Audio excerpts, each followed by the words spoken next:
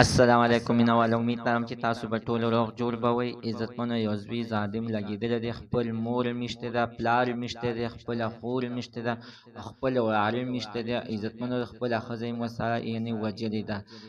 عزتمنو راځئ دا ویډیو موږ تاسو تر اخره پورې وګورئ چې تاسو ته پوره معلومات در ورسېږي. دې معلومات نه مخکې زه تاسو ته د یادګي نه وکړم.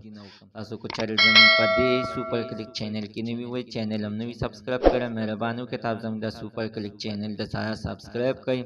خوا کې سره د ټلۍ نشاني وه چې ښایي یوه نوې معلوماتي ویډیو تاسو ته په اسانۍ باندې در ورسېږي.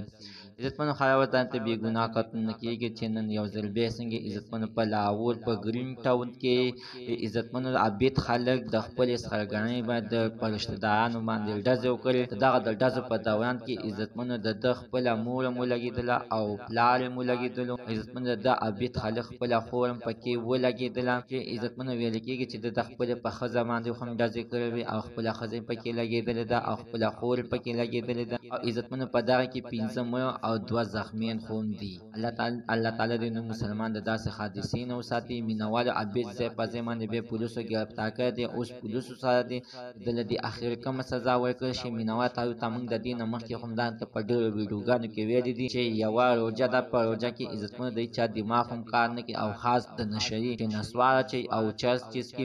مینوالو مهرباني وکړئ د داسې کسانو سره په ډېر ګپ شپ مه لګوئ، ځکه عزتمن چې په ده باندې ګپ شپ هم بدې لګي. الله تعالی دې نو مسلمان د داسې حادثې نه وساتي. مینوال دې عبید ته دې سزا ورکړل شي. د بې ګناه کسان وژلي دي، یو قیامت احساس کړی دی. مینوال ده ته دې خپله سزا ورکړل شي. زموږ د څه عزتمن په نن ورځې معلومات د دې پورې د نوي معلومات دپاره د سره زموږ د سوپر کلیک چینل د سره سبسکرایب کړئ، خوا کې ورسره د ټلۍ نښان ووهئ چې هره یوه نوې معلوماتي ویډیو تاسو ته په اسانۍ باندې در ورسېږي.